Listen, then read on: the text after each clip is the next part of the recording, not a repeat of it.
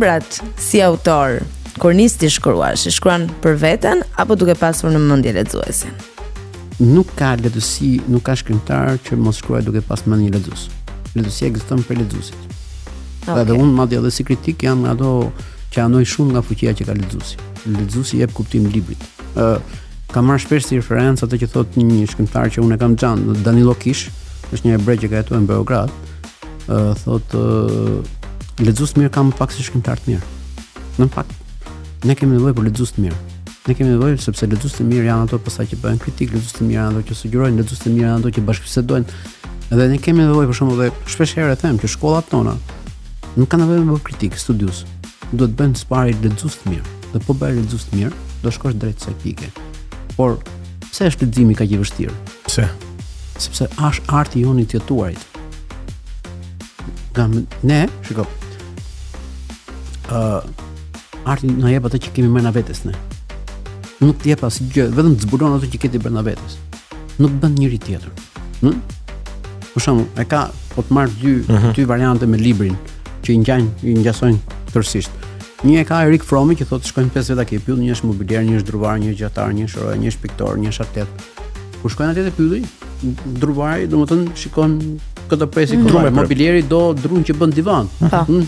Gjatari shikon ku kalon lepuri, piktori shikon ngjyrat, atleti shikon secili për ato çfarë është i interesuar. 5 veta shkojnë ke njëti pyll, asnjë nuk shef një gjë. Kështu është edhe puna me librin, varet si hyn aty. Edhe arabët kanë që fusin në një dhomë të errët në një elefant dhe domethënë është errët, është elefant dhe e prekin në vende ndryshme dhe njëri thotë shu, njëri shu. Dhe unë e kam parë për shembull se kam lexuar një libër në kohë të ndryshme dhe kam marrë gjëra të ndryshme. Kjo do të thotë që nuk ka ndryshuar libri ke biblioteka, se nuk jemi kaq naiv, por ka ndryshuar unë, dhe ka ndryshuar stacioni i gjërave të mia. Për shembull, ndryshe e lexon librin njëri që sapo ka rënë dashurinë, ndryshe sapo është ndarë nga dashuri, kupton?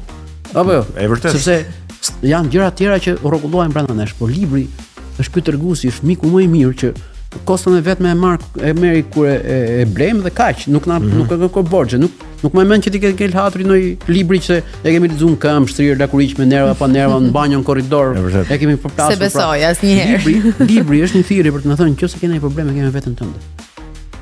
Edhe atë që sta thon dot miq më të mirë, libri ta thot. I ke probleme ti.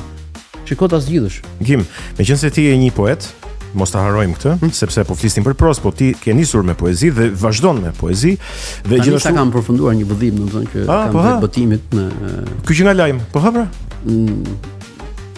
Po kam mbaruar edhe një libër me tregime. Po kam mbaruar edhe roman. Tregimet do të pëlqejnë sepse ka titullin Bisedë me bythën e dreqit.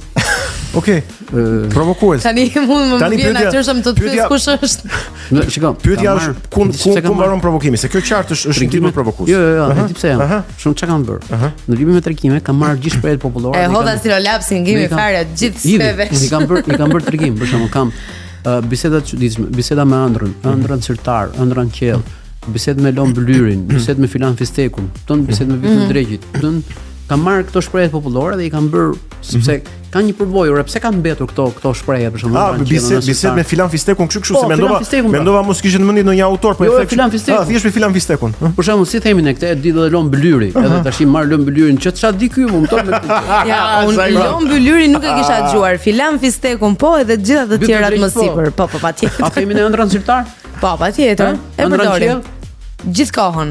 Këta kam marrë këto shprehje. Vetëm sirtari na kanë mbetur pa hapur tani. Ne janë tuf tregimet, domethënë janë 18 tregime që janë bërë kështu model. Ke ndonjë lidhje të veçantë me numrin 18? Jo. E vëm re tani që më the ti. Që e kisha bërë kështu prapë. Po aty ndalova, nuk e di pse. Pra, ja, shikoj si duket kur kam mosh 18 vjeç, jo se aty unë, më thën, po është kjo mosha zyrtare dhe si duket kur vjen 18, duket sikur zyrtarisht ato botohen. Është si mosha që ti ke drejtë. Po, është mosha pjekurist tani. Po poezit kam shumë se 18, ta dish. Po. Pra, ti kam 54 poezi, sa që janë vite. Po. Morën vesh pra dhe numerologjia. Sa është gjimi? Jo, s'jam ndonjë fiksuar. O gjim. Po ja që ndodh kështu rastësisht. Ti po nxjerr në treg një libër me poezi, me tregime apo jo? Po, dhe roman. Dhe roman. Pra tre besoj do dalin tani së shpejti, se e kemi lajm, ë? Roman do të pëlqej më shumë. Me vërtet? Çdo gjë më pëlqen. Paha. Më vjen një personazh nga një libër tjetër, më thotë lutem mos më mlek ai libër, fut ke librin yt se nuk jam dakord me autorin se s'm ka trajtuar tamam si duhet. Okej, po mos na e thuaj personazhin. S'ka ndonjë personazh. Ta lëm të zbulojmë. S'ka marr personazh konkret. Thjesht një personazh. Një personazh. Filan Fistek është dhe ai. Është dakord me shkrimtar. Okej. Interesant. Mënyra se si Gimi i trajton. Këndvështrimi është bota, nuk është se të shpikëm në që tre, ka thënë Homeri. I pari fare. Atë themi gjë, për shembull, pse është letësia kaq fantastike? Edhe kur I kam pyetur studentët shpesh këtë gjë. Ka ndonjë nga ju që ju gënjen mendja se ka pyetje më të mëndshme se Shakespeare? S'ka pas as celular, as internet, as gjë. As ChatGPT as gjë fare hiç. Stonin ata. Balzaku. Ose Dostojevski. Ose Mark Twain. Mi thoni, keni pyetje më të mëndshme se këto atë? Ka bërë Homeri, ka bërë Platoni, s'ka pas nevojë për këto, domethënë I kanë bërë gjitha këto pyetje. Janë shtruar pyetjet gjitha.